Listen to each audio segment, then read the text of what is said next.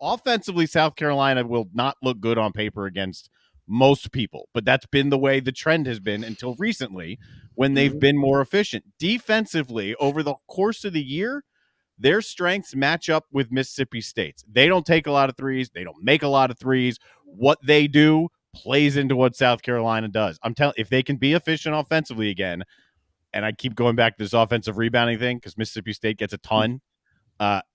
If they can handle that and be efficient offensively, this game is circled on my board already. I do like Wake. I got them at a better number than 10. I like Texas over Oklahoma. That Villanova game is one to keep an eye on because that's the two best teams in the Big East.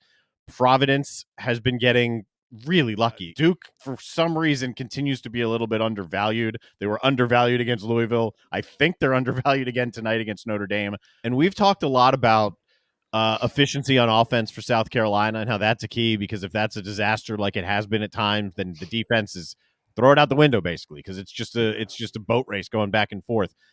The theme of this one is different because South Carolina, if they can turn Ole Miss over, and Ole Miss likes to turn the ball over, they have one of the higher turnover rates in the country.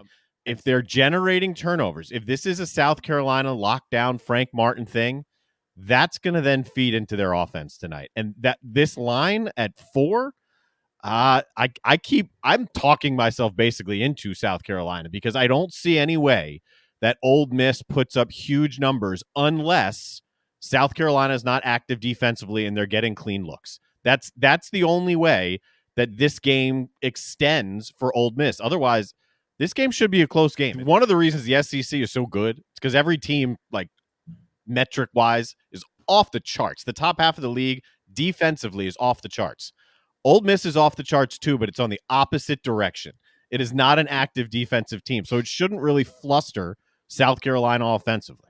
When North Carolina has lost this year, they've gotten clobbered. My question is, can Clemson score at that pace? They're very, very good offensively, but in a higher scoring game, can they score at that pace? If you want some hope, here's your hope.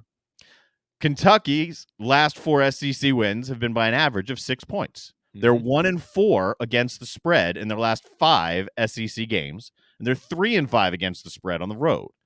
So, is there a chance that Kentucky does not play up to their level? They haven't been playing up to the level I think they're perceived to be, including by me. Yeah, that can happen. And if that happens, South Carolina better be on their game offensively.